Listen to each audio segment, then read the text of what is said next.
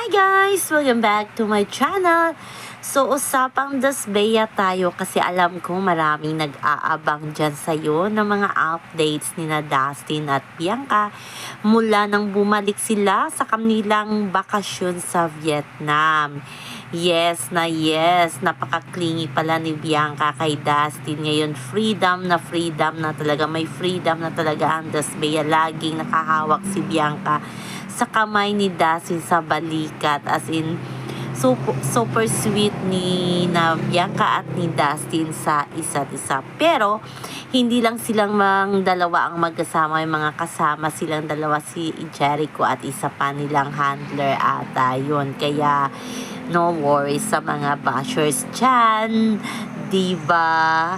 So ito na nga, paborito na notice natin ng mga photo dump itong si Dustin ng kanilang mga ganap ni Bianca sa Vietnam ay laging suot ni Bianca, or paborito sigurong suotin ni Bianca yung mga t-shirt ni Dustin. Yung t-shirt na blue ay kay Dustin yon, kasi may isang photo na nakaraan na suot-suot din yan ni Dustin.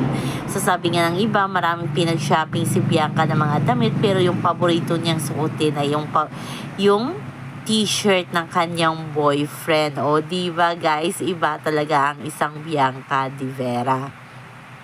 So back to work na. Ang magjowa si Bianca ay may live kaagad sa Colgate. Yes, isa sa mga ambassador is Bianca de Vera. Sabi nga ng mga nakikita sa kanya sa live, ang cute daw at ang ganda-ganda ni Bianca sa personal.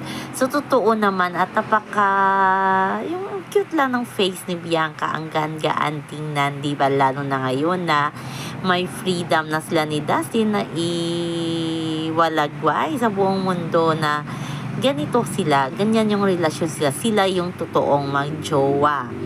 Sa kabilang banda, si Dustin ay may nalalapit na bida sa arena ng basketball.